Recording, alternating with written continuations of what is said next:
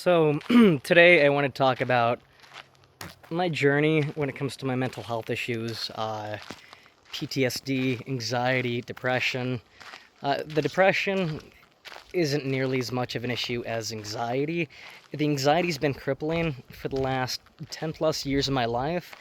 And I kind of think it started when I started working in the mental health care field about 13 years ago. Prior to that, I had ambitions to become a pilot. I went to flight school, kind of came to find that it wasn't for me.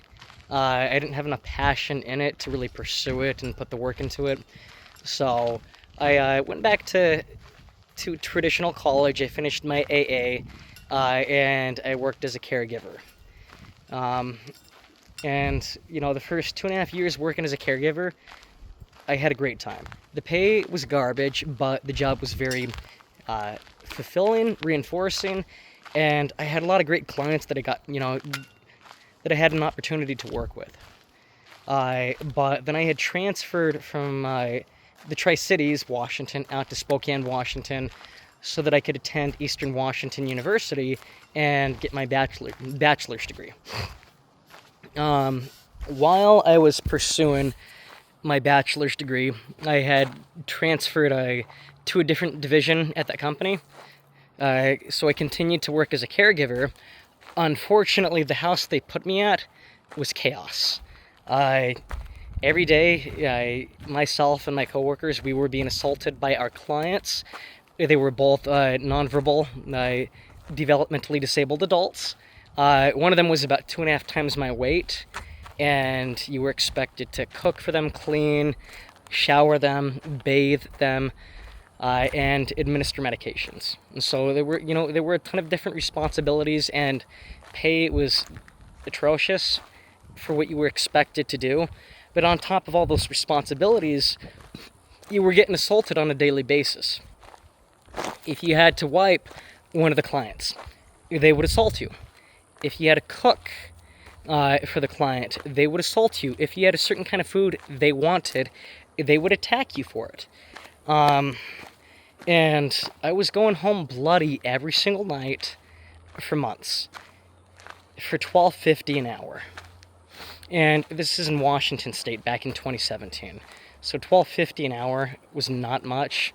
That was not enough for me to rent out a one-bedroom apartment working full-time. On top of that, during that same time period, I had terrible luck with my cars. I wasn't very observant or careful on the road, and I've completely changed my habits since then.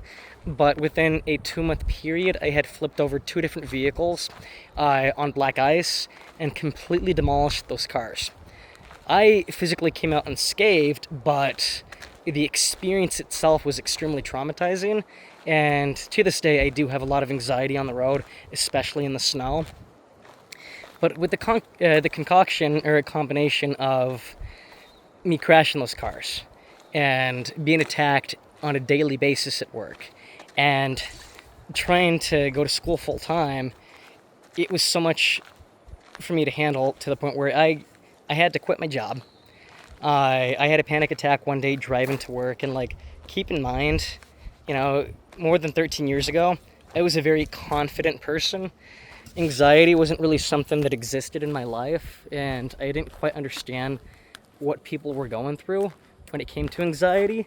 I just thought you got to put a confident face on, and push through the hardships, and you're going to be fine. Nut up. But it was a tough time for me, and I started to develop TMJ. I started to clench and grind my teeth, and I just became a very insecure person. So, like I said, I had a panic attack on the way to work, and I did a no-call, no-show. Prior to that and after that, I have never done a no-call, no-show. I have always been a very responsible person when it comes to my jobs, and I don't just give up. But that job, it was tearing me apart. So the next day I called and I quit, and thankfully I had enough money saved up in my account to take a month and a half off to look for another job. So I took a month and a half off, and I eventually found a job at a group home. as a residential counselor working with kids that had extreme behavioral issues. So these kids were in the foster care system, and they had been kicked out of a plethora of homes. Most of the kids had been kicked out of 10 plus homes on average before they came to the group home. So that was kind of like their last resort before juvie. And, you know, you can only qualify for juvie if you're a certain age. So for certain kids, that was, you know, their last stop. And, you know, I thought, okay, maybe working with kids would be a nice change. I've done the whole spiel with working with adults. And, you know, I had volunteered as a counselor at a summer camp for 3 years in a row prior to working as a caregiver. So I thought I'd be pretty effective at working at this group home. And I was, but it was not like a summer camp. These kids are extremely aggressive, and I was getting assaulted and dealing with behaviors far more frequently than I was when I was a caregiver. And at least with the adults, you know, they were slow. And so when they would attack you, you had a good chance of dodging. But the problem with children, especially at this group home, is they packed the facility to the rim with kids. We had 27 kids in one building, and there would be weeks where every night the kids would riot. And you'd have 27 kids running around, screaming, cussing, assaulting staff, doing property damage, pissing on the floor, shitting out their windows from their bedroom. They would run away, and you were expected to chase after them. If they ran, you were expected to restrain them if they, you know, they became assaultive. And so that kind of became my routine during that time period working for that group home. And the longer I worked there, the more effective I became at de-escalating and redirecting the kids and being proactive to ensure that they didn't get to the point where they would escalate. But, you know, I can only control so much. And when you have an environment where you pay staff $1 more than minimum wage, but it's a much more hazardous environment compared to most minimum wage jobs, people aren't going to stay. And I came to find the turnover rate was extremely high. Most people lasted maybe 3 months before they quit. And I had lasted 6 years working at that group home, and I saw staff come and go and come and go. And when you have children at a group home that already have abandonment issues, and now they come to this group home, and yet again they're seeing adults in their lives that they might build a relationship with, even if it's toxic. When they see adults come and go every 3 months, it continues to mess with their mental health, and it causes their behaviors to increase too.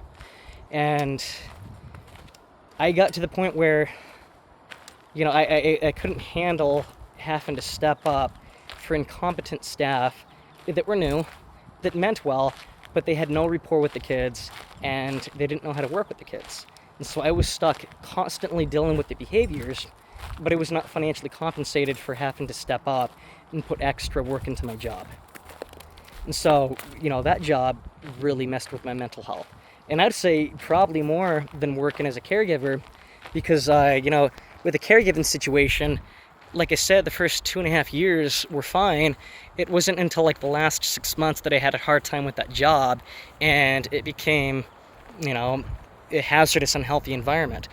Whereas the group home, you know, I had worked there for 6 years and dealt with chaos for 6 years. I was in fight or flight mode for 6 years. And so I eventually got to the point where I wanted to look for other work, and because I was so effective, you know, in the group home role, I applied for another group home. And one of the supervisors from that first group home that I worked at, he opened up his own company, and he came in with all these dreams and ambitions. He told, you know, the people that were being hired onto his company that he was going to compensate them more than the other group home. There were going to be bonuses and adequate pay raises and, you know, adequate benefits. Well, you know, that all turned out to be a lie.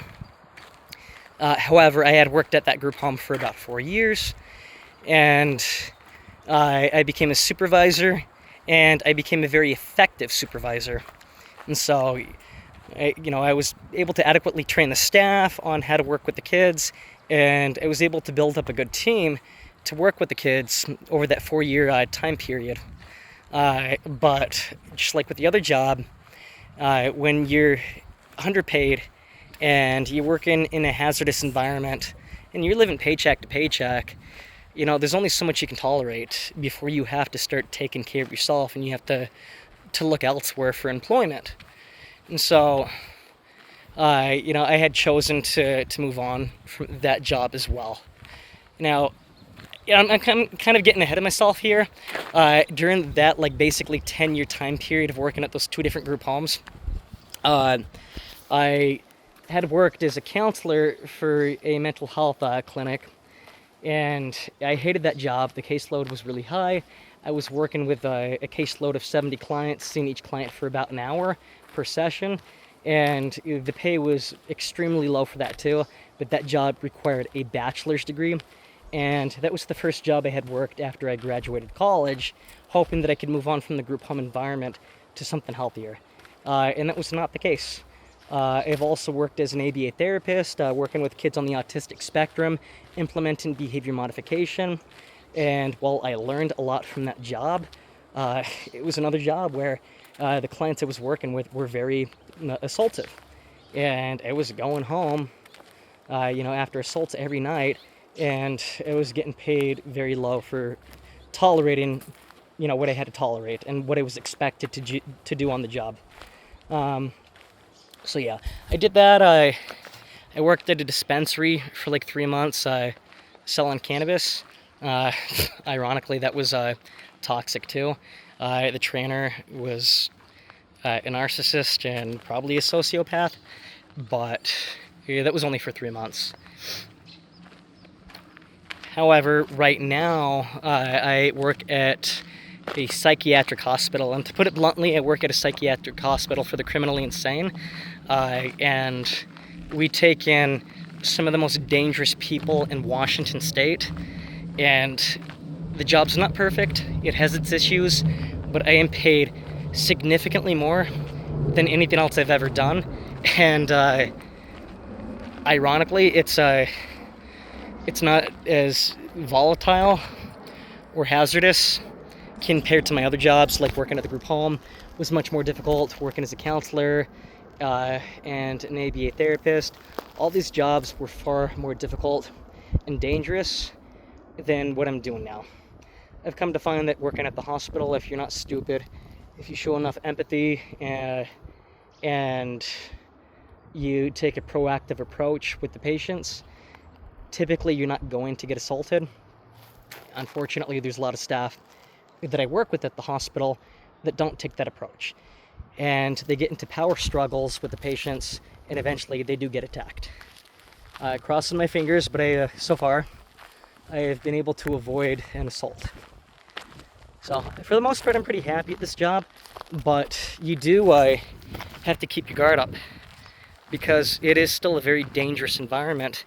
And so when I am on shift, I am at a certain point in fight or flight mode, not nearly as much as the group home, but I still have to be very vigilant, and it can be hard at times to turn off that vigilant behavior when I go home or when I go out with friends.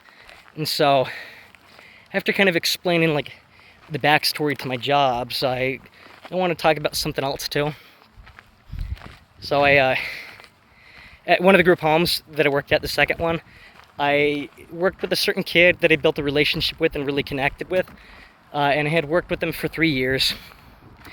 Prior to him moving into the group home, he was kicked out of 26 foster homes. So he had been through the ringer, and he had nobody fighting for him at the group home, and I was getting ready to leave the group home to work as a counselor.